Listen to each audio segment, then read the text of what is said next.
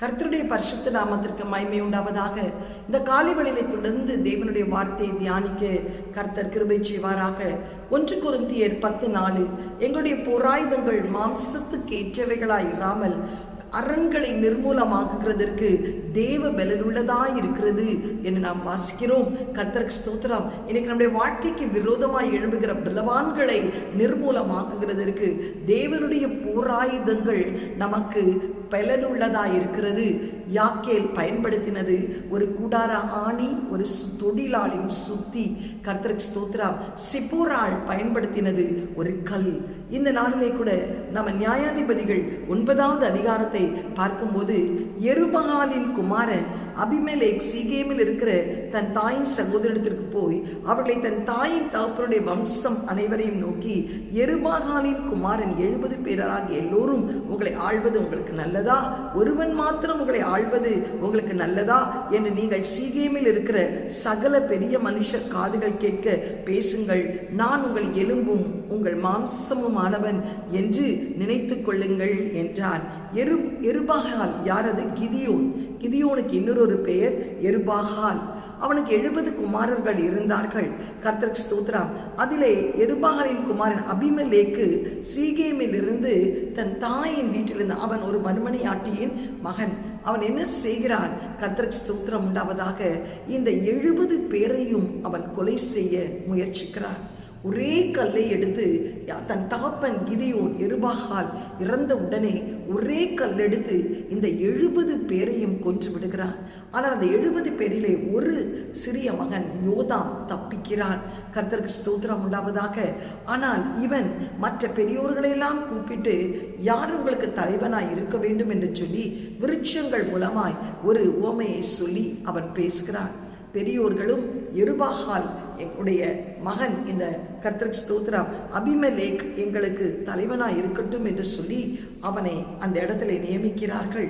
ஆனால் இந்த யோதாமுக்கு என்ன செய்வது என்று தெரியாமல் அறிவிக்கப்பட்ட போது அவன் போய் பெரிய மலையின் உச்சியிலே ஏறி நின்று உரத்த சத்தமிட்டு கூப்பிட்டு அவளை நோக்கி, சீகேமின் பெரிய மனுஷனே, தேவன் உங்களுக்கு செவி கொடுக்கும்படி நீங்கள் எனக்கு செவி கொடுங்கள் என்று சொல்லி கதறுகிறான். ஆனால் அந்த அபிமெலேக் கர்த்தருக்கு ஸ்தோத்திரம் அவன் ஒரு பக்கம் தான் ராஜாவாக வேண்டும் என்று பிரயாசப்படுகிறான். ஆனால் அவன் ராஜாவாக்குறான். ஆனால் சம்பவித்தது என்ன? அந்த அபிமெலேக் தேபேசுக்கு போய் அதற்கு விரோதமாய் பாளையம் இறங்கி அதை பிடித்தான். அந்த பட்டணத்தின் நடுவே பலத்த துருக்கம் இருந்தது. அங்கே சகல புருஷரும் ஸ்திரீகளும் மனுஷர் அனைவரும் ஓடி புகுந்து கதவை பூட்டி கொண்டு துருக்கத்தின் மேல் ஏறினார்கள்.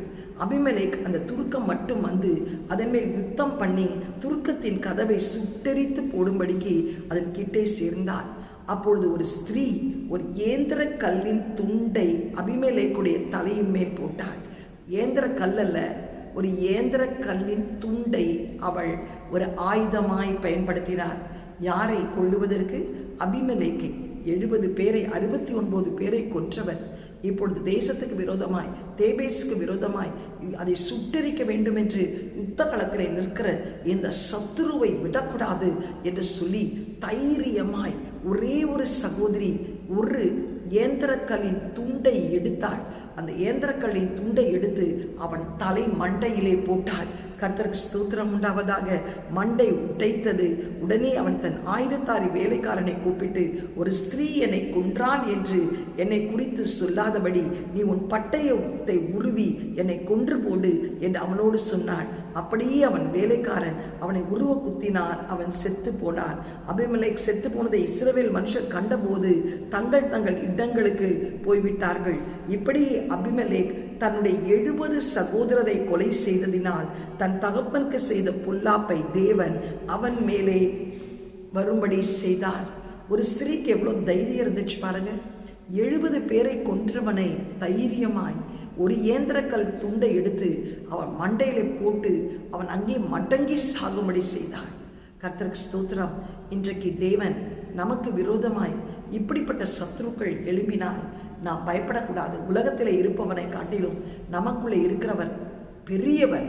நாம் ஆயுதங்களை எடுக்கணும், சர்வாயுத வர்க்கங்களை எடுக்கணும், இயேசுவின் நாமத்தை அறிக்கையிடணும், இயேசுவின் ரத்தத்தை நாம் அறிக்கையிட்டு ஜெயம் எடுக்கணும், வசனத்தை சொல்லணும். கர்த்தருக்கு ஸ்தோத்திரம். அது மாத்திரமல்ல, அபிஷேகத்தில் நிரம்பும் போது நுகங்கள் முறிந்து போம். கர்த்தருடைய ஆவி எங்கேயோ அங்கு விடுதலை உண்டு.